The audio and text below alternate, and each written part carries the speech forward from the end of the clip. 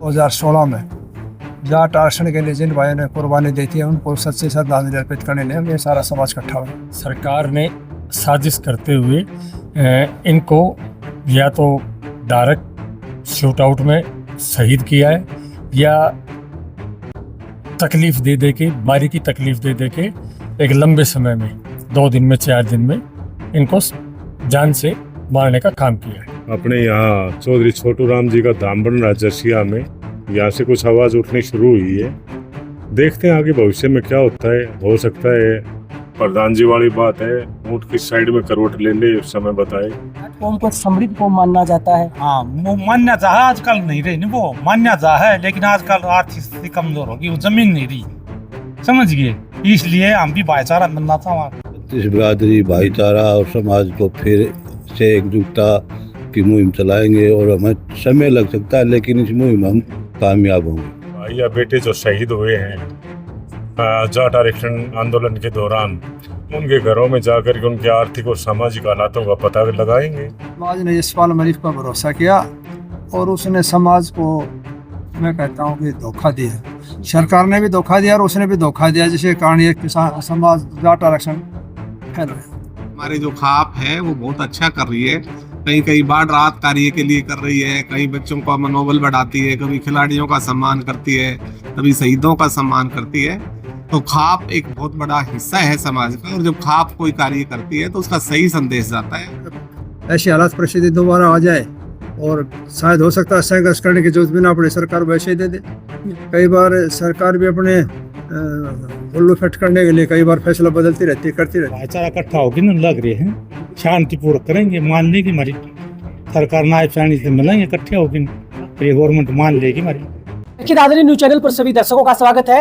इस वक्त मैं बाबा स्वामी दयाल धाम पर मौजूद हूं और यहाँ पर आज इस वक्त एक सभा रखी गई थी और उस सभा का उद्देश्य ये था कि 2016 में जाट आरक्षण में जिन लोगों ने अपनी जान गंवा दी थी, आज उनके लिए एक सम्मान समारोह रखा जाए। और कहीं ना कहीं आज इस बात से ये भी साबित होता है कि जो लोग अपने समाज के लिए हमेशा आगे रहते हैं, समाज उन्हें कभी नहीं भूल सकता। नमस्कार। नमस्कार, आपके चैनल को, आपके दर्शक सबको मेरी तरफ से नमस्कार।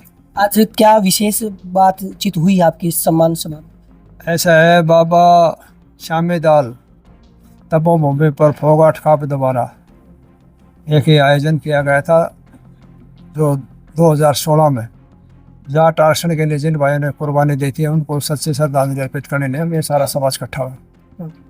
अच्छा, अब कई बार सवाल सामने आता है कि जिन्होंने अपनी जान दी थी आरक्षण के दौरान, अब उसके कैसे पारिवारिक हालात हैं, क्या कोई सुध लेता है या नहीं?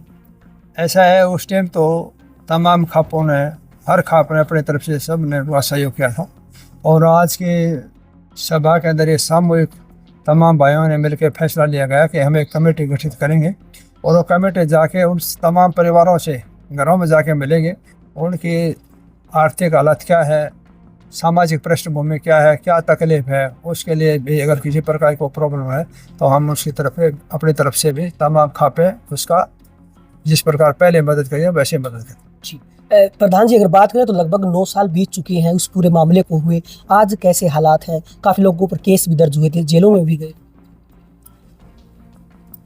जो केसों के बारे में तो प्रधान जी ने बताया कि लगभग 1600 केस तो एक बार पहले विड्रॉ गवर्नमेंट ने कर दिए थे और जो बाकी बचे हुए वो अंडर प्रोसेस हैं, जल्दी ही जो है उनसे छुटकारा मिल जाएगा।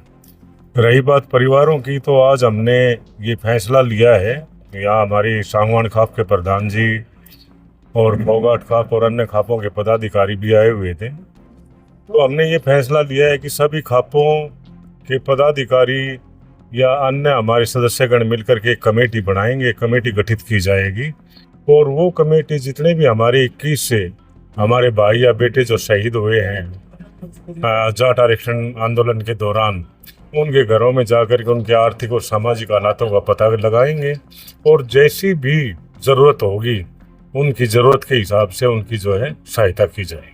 जी, इतने बड़े आंदोलन के बावजूद भी सफलता नहीं मिली, कहाँ कमियां मानते? ऐसा है, उसके 2 कारण हैं।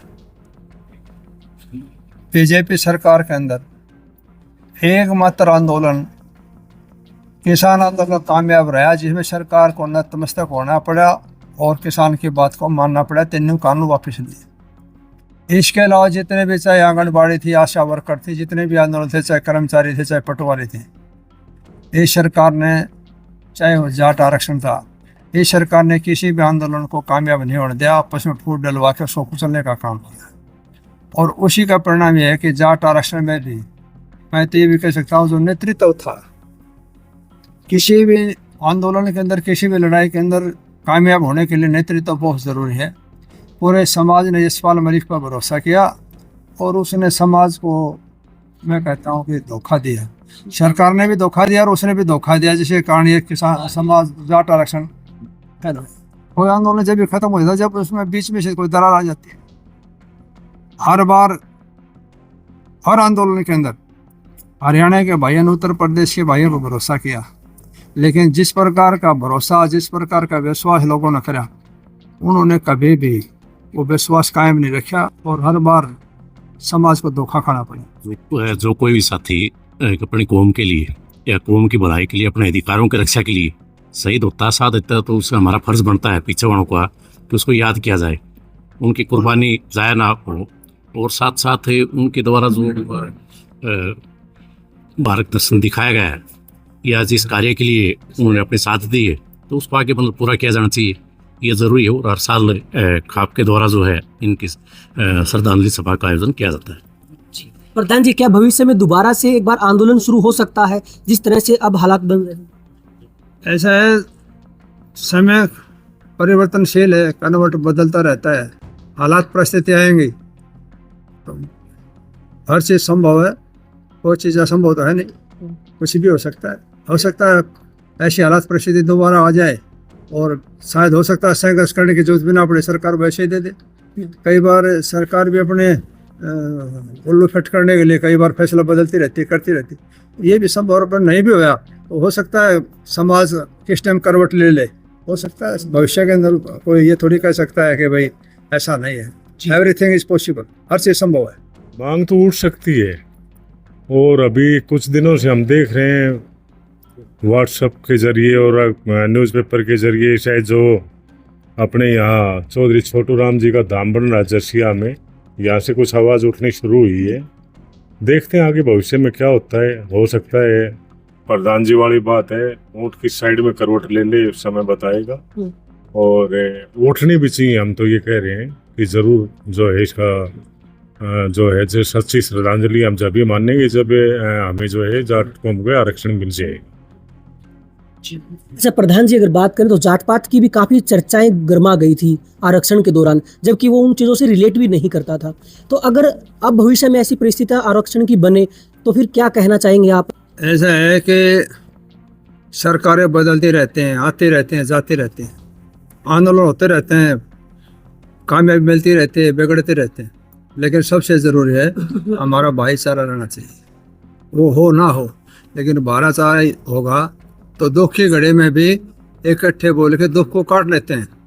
अगर भाईचारा बिगड़ जाता है तो कितना ही माला माल क्यों ना, फिर भी टाइम पास नहीं होता, इसलिए भाईचारा जरूरी है। चैनल के माध्यम से सभी दर्शकों का नमस्कार। जाट आरक्षण के दौरान जिन लोगों ने जान दी थी उनके सम्मान में कार्यक्रम यहाँ रखा था, क्या मानते हैं समाज के लिए इस तरह के कार्यक्रम कितने आवश्यक हैं? ऐसा है सर कि देखो, ये एक जो हमारे जाट समाज के लिए शहीद हुए 21 आदमी हैं, और ज़्यादातर यंग ब्लड है, जिसमें 16.5 साल से लेके और 35 तक की एज के मोस्ट ऑफ हैं। और ये इनका कुर्बानी या बलिदानी या शहीदी इस बात का पर्याय है कि ये जो इंसान थे, इनका इंडिविजुअल कोई इंटरेस्ट नहीं था, और ये समाज के प्रति इतने ज़्यादा डिवोटेड थे कि सरकार के खिलाफ और समाज के हित में इन्होंने अपनी मांग रखी, और एक जुनून के तहत सरकार ने साजिश करते हुए इनको या तो डायरेक्ट शूट आउट में शहीद किया है, या तकलीफ़ दे के, बारी की तकलीफ़ दे के एक लंबे समय में 2 दिन में 4 दिन में इनको जान से मारने का काम किया है।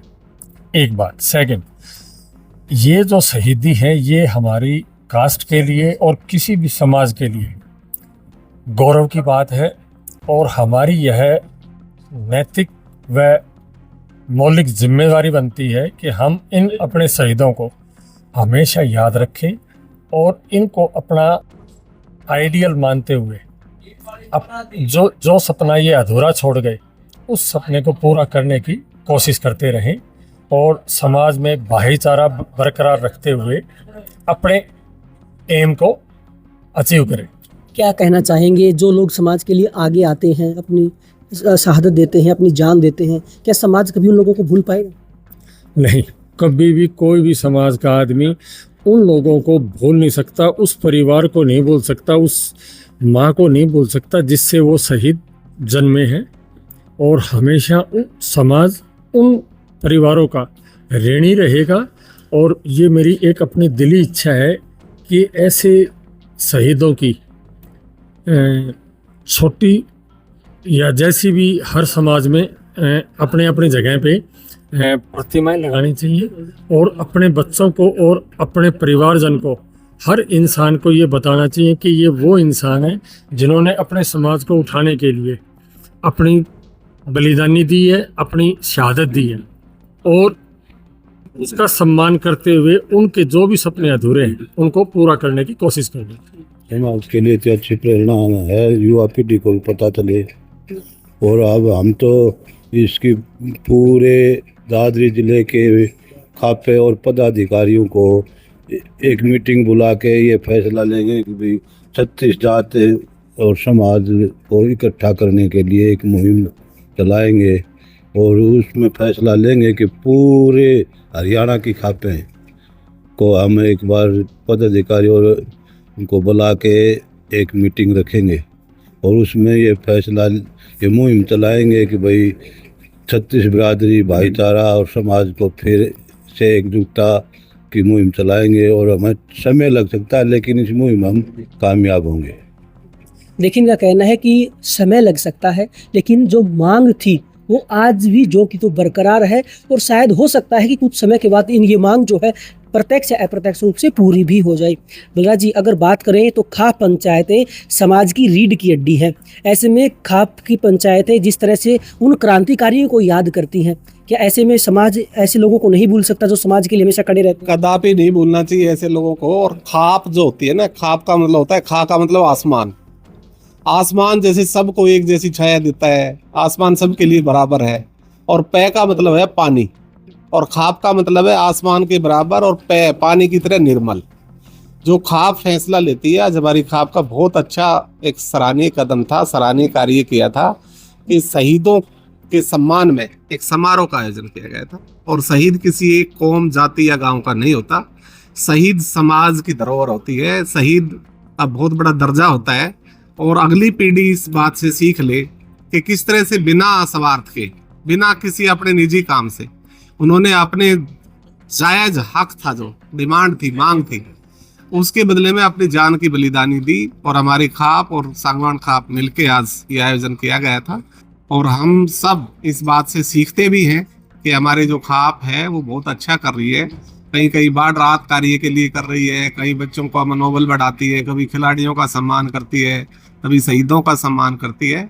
तो खाप एक बहुत बड़ा हिस्सा है समाज का। और जब खाप कोई कार्य करती है तो उसका सही संदेश जाता है और इससे सीखने का अवसर मिलता है। हैं जो आरक्षण की जो मांगे हैं वो कहाँ तक सही है?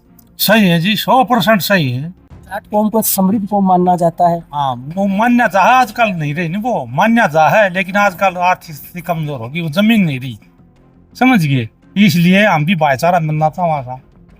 फीस है वहाँ दाखला शुरू हो जो, फीस भी ज़्यादा लग गया, नौकरियाँ भी कम, सारी बच्चियाँ जर्नल कितनी रहेगी, सीटें बहुत कम रहेगी। आज का टाइम में समृद्ध नहीं इतना, ये वैसे बना रखा हुआ। जमीन थी वो जमीन रही नहीं आजकल, समझ गए। बस नौकरी में नौकरी आरक्षण हो गया, जर्नल का कितना बचा है, 100 में, इसलिए है।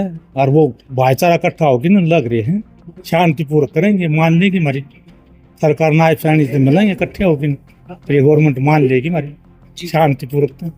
देखिए, इनका कहना है कि माना जाता है कि जाट एक समृद्ध कौम है, लेकिन इस समृद्ध कौम में कुछ ऐसे लोग भी हैं जिनकी आर्थिक स्थिति धीरे धीरे कमज़ोर हो गई है, क्योंकि जो पहले जो ज़मीनें होती थी वो ज़मीनें जैसे जैसे जनसंख्या बढ़ी उसके हिसाब से बट गई है और आर्थिक तौर पे धीरे धीरे लोग कमज़ोर होने लगे हैं और रोज़गार भी इतने नहीं बचे हैं कि वो समृद्धि जो किसी समय में थी वो समृद्ध रह सके। तो ऐसे में इनका कहना है कि काफ़ी समाज में ऐसे लोग हैं जो समृद्ध नहीं हैं, तो ऐसे में जो आरक्षण की जो मांगे हैं वो काफ़ी हद तक जायज़ है और उन मांगों के लिए हमेशा लड़ा जाएगा जब तक कि वो मांगे पूरी नहीं हो जाती।